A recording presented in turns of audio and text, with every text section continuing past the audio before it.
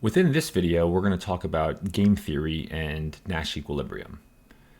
Now, solvers are modeled around game theory concepts, and for those of you who are not familiar with game theory, that's okay. Game theory is just a theoretical framework for modeling the decision making of independent and competing actors in a strategic setting. And we're going to discuss game theory a lot within this module. Game theory is applicable to lots of things in life, including poker, but it's really applicable to any other competitive situation that we can find ourselves in. Now, another term you're going to hear me refer to a lot is equilibrium, or more accurately, Nash equilibrium. Nash equilibrium is a concept that is popularized by the economist John Nash, who was the subject of the movie A Beautiful Mind. Now, the Nash equilibrium that he popularized is the most common way to define the solution of a non-cooperative game, such as poker, involving two or more players. Within a Nash equilibrium, each player is assumed to know the equilibrium strategies of the other players, and no player can unilaterally gain any value by choosing a different option. Now, notice the point that I just made there. Each player is assumed to know the equilibrium strategies of the other player. Actually, in a game theoretical calculation, not only does each player know the equilibrium strategies of the other player, he or she also knows all of the strategic choices that the other player has, and then the corresponding value of those strategic choices of each of those players as well. Therefore, each player is assumed to act rationally and choose the action that maximizes his or her value. In our case, in poker, it's the expectation value, which we'll get into when we look at the poker-specific examples. Now, I gave a lot of conditionals there, and your first thought might be, well, that isn't realistic in actual gameplay. And my response would be, well, you're right. The overwhelming majority of players can't see all of the options that are available to themselves. And people are far from rational in a real-life environment. But that's really not the point. In studying theory versus practice, there's value in learning how theory operates at the poker table. And developing and executing tests using these parameters can demonstrate important concepts that can help you further your understanding of the game. So we're going to look at a few examples of how to set up and how to quantify some games. And the knowledge of this is going to be important to understand as a baseline before we start diving into the inner workings of a solver. So I'd like to start with the most basic of game theory examples, and with a simultaneous move game that we have here. And I want you to consider the game illustrated by the 2x2 matrix on the screen. And I'll bring my mouse out so we can actually highlight some of these as I'm walking through the example. So we have two players, player A, which is represented at the top here, and player B, which is represented here on the left-hand side of the screen. And player A and player B both have two strategies, strategy 1 and strategy 2. And player B here can choose strategy 1 and strategy 2. And the pairs of those strategies represent the four boxes in this grid. So if both players choose strategy 1, that's this box. If both players choose strategy 2, that's this box. And so on and so forth if one player chooses strategy 1 and one player chooses strategy 2. And the goal of each player is to maximize the expected value that they receive from either choice that they make.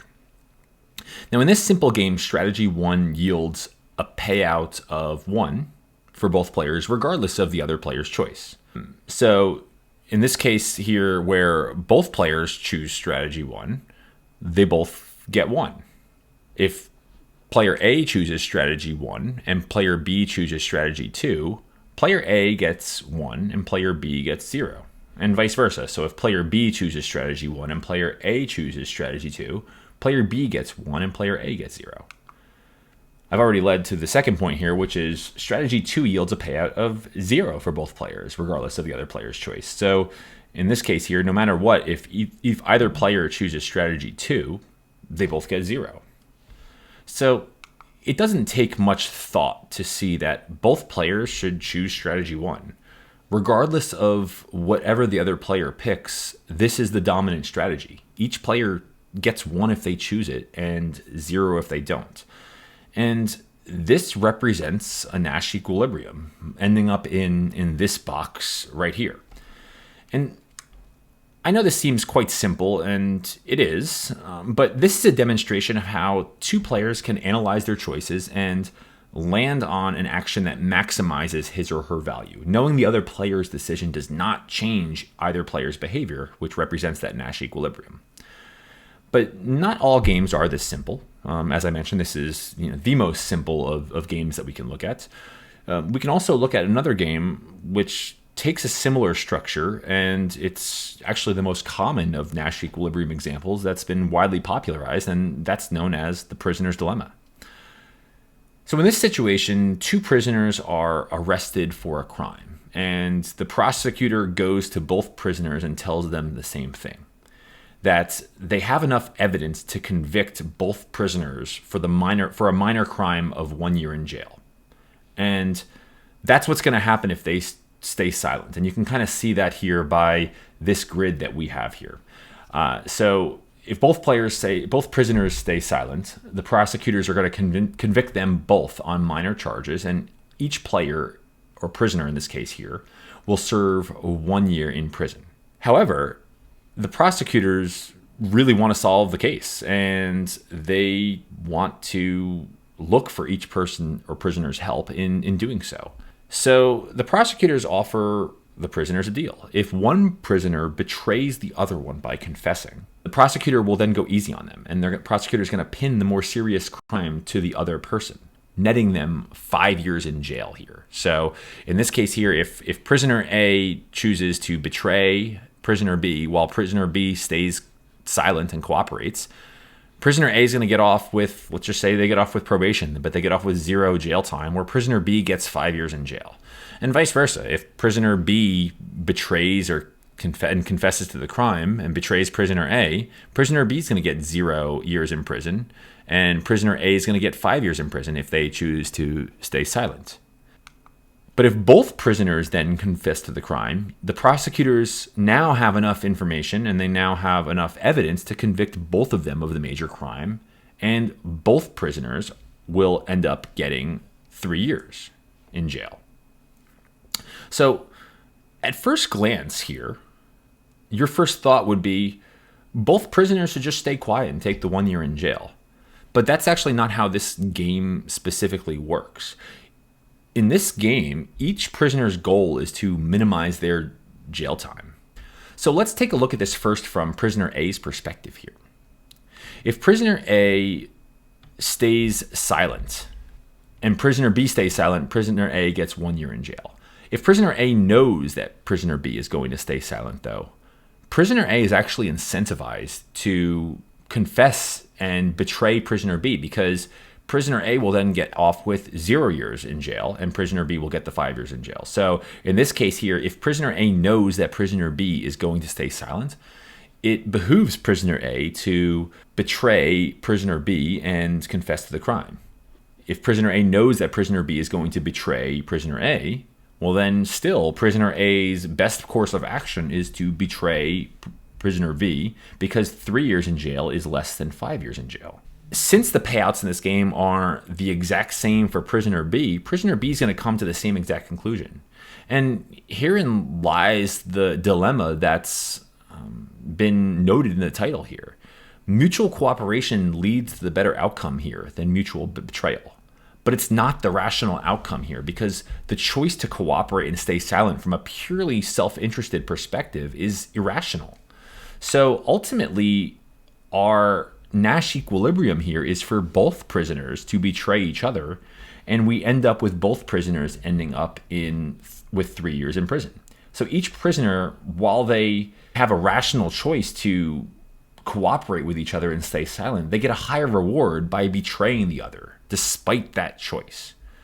So as a result, our Nash equilibria is not Pareto efficient. This is another fairly simple example of game theory, and you're probably wondering, well, what does this have to do with poker? And we'll get there eventually, but I'm going to show you one more example before we actually dive into the poker-specific examples of game theory.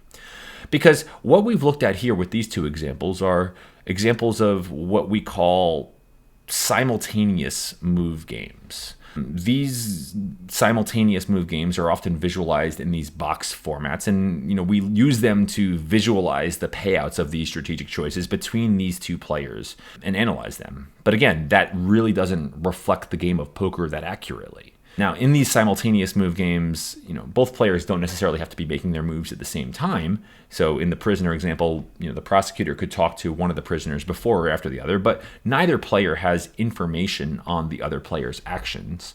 They only have the information on the overall set of choices for both players and the payouts of those choices. So the games like this that you might know of are things like rock, paper, scissors, games of chicken, pricing strategies and duopolies and things like that.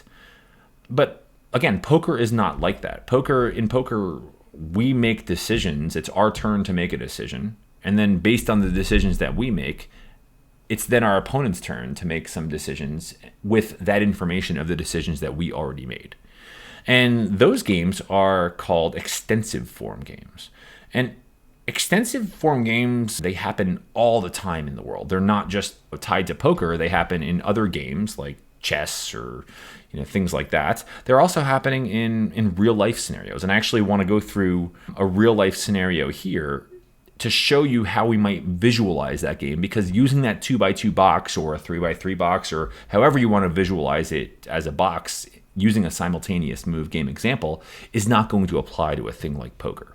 Displaying them in a static grid isn't really effective. So instead, game theorists will often analyze them using the form of a game tree.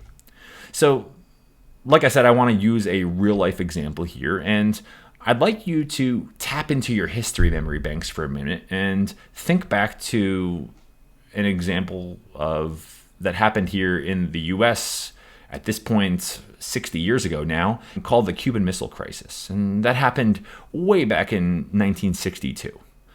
And this is an example of an extensive form game where players act sequentially instead of simultaneously.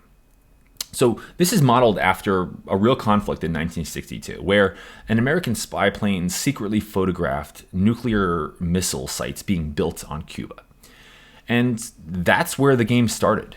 The US here has this additional information, and they need to know what to do with it. Now, in this situation here, neither the US or the USSR in this case wanted a war.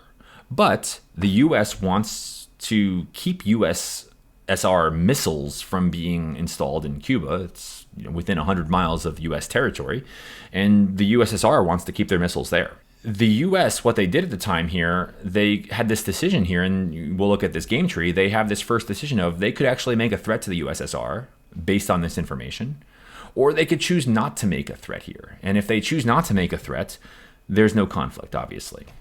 If they do choose to make a threat, well, then it's the USSR's turn to respond to that threat, which they could either give in and remove the missiles, which is best for the US, having those missiles removed, or they could not give in this case, in which case it would go back to the US, who could make a decision then to, would they follow through with a threat, which would mean attacking and going to war? Would they back down from a threat here, which would be best for the Soviets here to have no conflict and they would keep their missiles on Cuban soil? Or would the US just repeat the threat or add to the threat, which we kind of go back and repeat the game from the top again?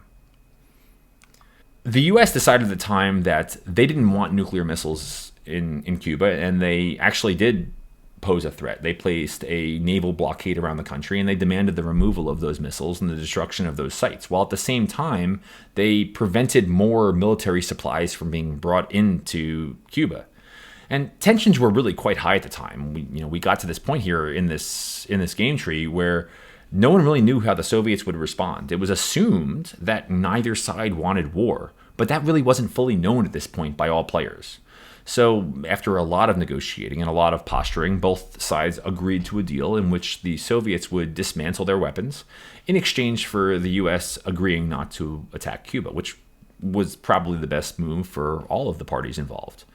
Now, again, I know you're thinking, what does this have to do with poker? And on the surface, nothing. But the structure of this game, these game trees, it's an extensive form game, which is actually very similar to the way poker operates.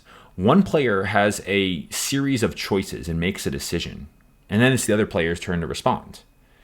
And just like in poker as well, in this case here, it's a game of incomplete information. Neither player knows the specific payouts of the other player, and that complicates game theoretical decisions. So while we can make educated guesses as to the payouts of the other player, we don't know for sure.